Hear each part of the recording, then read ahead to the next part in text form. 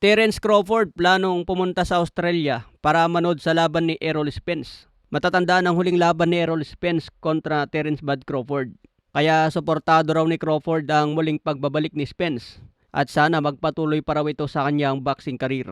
Dahil marami pang laban ang nag-aantay kay Errol Spence, lalo na kung may panalo ang laban kay Tim Tszyu. Maraming eksperto na rin ang duda kay Errol Spence ngayon kaya dikit lang ang odds kay Tim Tszyu. Sa ibang banda may babala si Tim Tszyu kay Errol Spence. Siguraduhin daw ni Spence na hindi na siya mag-overweight ng 160 pounds. Dahil pinagbigyan na raw niya ito sa hiling na 160 ang laban nila, middleweight division. Dapat nga 158 pounds catchweight lang ito eh. Pero nahirapan siguro ang katawan ni Spence na kunin ang catchweight na 158. Kaya tinaasan na lang nila ng 160 mga boss. Sabi ni Tim Tszyu, siguraduhin mo lang na makuha mo na ang timbang. Para wala nang excuse sa kanilang laban kung tatalunin niya si Spence. Pero inaasahan agad ni Tim Tszyu na ang dahilan ni Spence kaya natalo. Pero nagbanta nga po si Spence na hindi mangyayari na matalo siya ngayong July 25. Sisiguraduhin niya na matatapos ito sa knockout. Alam ni Spence na delikado siya kung dikit ang laban dahil Australia ang laban. Baka raw papaboran si Tim Tszyu kung dikit ang laban nila. Kaya pinapangako naman ni Spence na TKO ang laban na ito. Sa ibang banda, Cuadro Alas Casimero nagwa-warm up na mga boss, nagte-training na.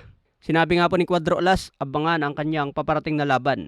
Siguradong magbibigay na naman daw siya ng impresibong panalo. Sabi niya marami pa rin ang hindi naniniwala sa kanyang galing, kaya muli niyang papatunayan sa susunod na laban. Sino kaya ang posibleng kalaban ni Cuadro Alas? Number 4 na siya sa WB ni Inoue, number 10 sa IBF, at number 1 sa IBO. Nakarank na rin po siya sa WBC ni Bruce Carrington.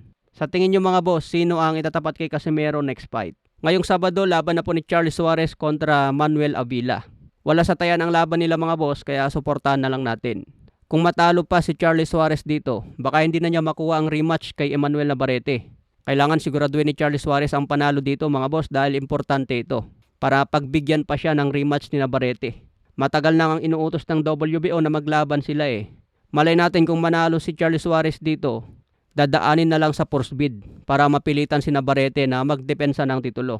Kung hindi niya ibabakante ang WBO, pwedeng makuha ni Charles Suarez ito na vacant belt. Okay mga boss, yan lang muna ang balita natin. Follow for more updates.